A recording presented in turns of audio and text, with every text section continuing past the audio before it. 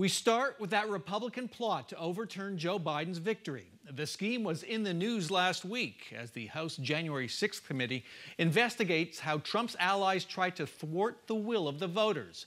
Republicans in 7 states sent Congress filed fake documents signed by Trump electors. The documents look like this one from Arizona.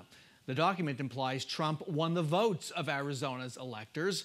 The most notable electors signing their names: Republican Party Chair Kelly Ward, U.S. Senate candidate Jim Layman, and State Representative Jake Hoffman.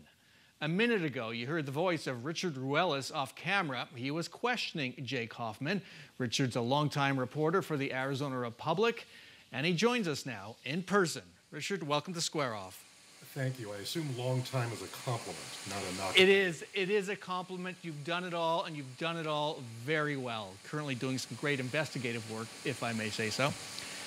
Now, we've actually known since December 2020 about these phony documents signed by rogue electors. The Arizona Republican Party told us what they did on Twitter and even sent out a press release on the day they did it. Now, at the time, it looked kind of crazy. But more than a year later, we're seeing that document in a very different light. What's the new context right now?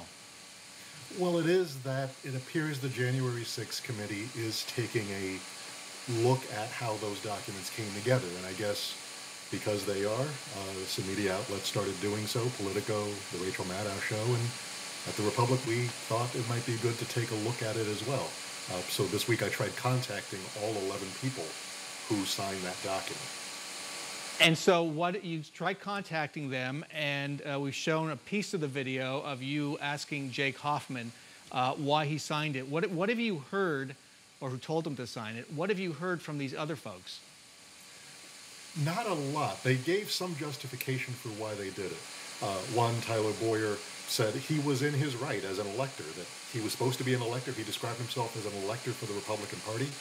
Another woman, Lorraine Pellegrino, said she thought it was just a backup plan. As I got to trying to figure out how the plan came together, as you see, Representative Hoffman didn't want to answer those questions, and neither did the other two, and we haven't heard from the rest. And you're right. I mean, I think there was such a fire hose of information coming out from the run-up to the election, the review of the ballots after the election, that all this information was known.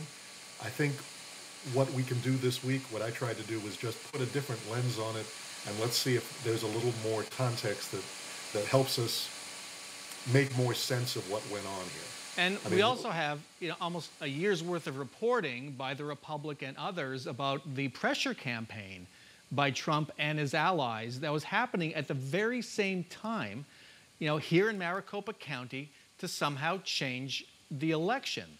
And so in that context, that document looks very different, doesn't it?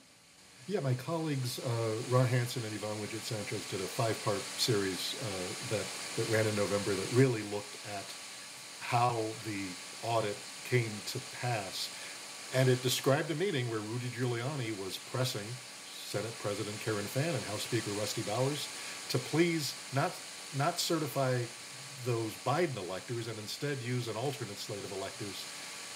But now that we're seeing that the documents that these states filed looked very similar, it's worth a second look.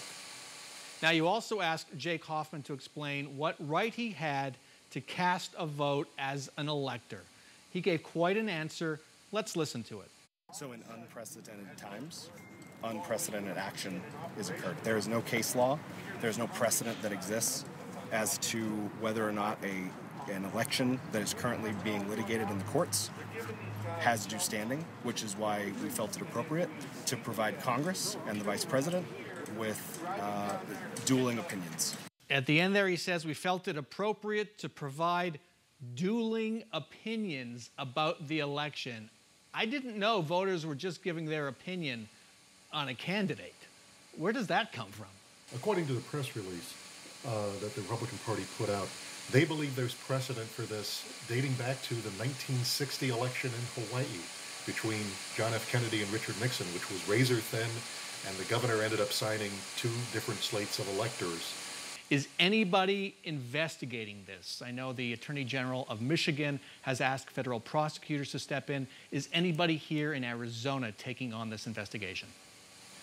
As we sit here, the Attorney General of Arizona has not responded to an email about it. Typically, prosecutors don't say if there's an open investigation on something. They decline comment on that. So the short answer is we don't know. We don't know. All right. Richard Ruelas, great reporting. Thank you so much for joining us.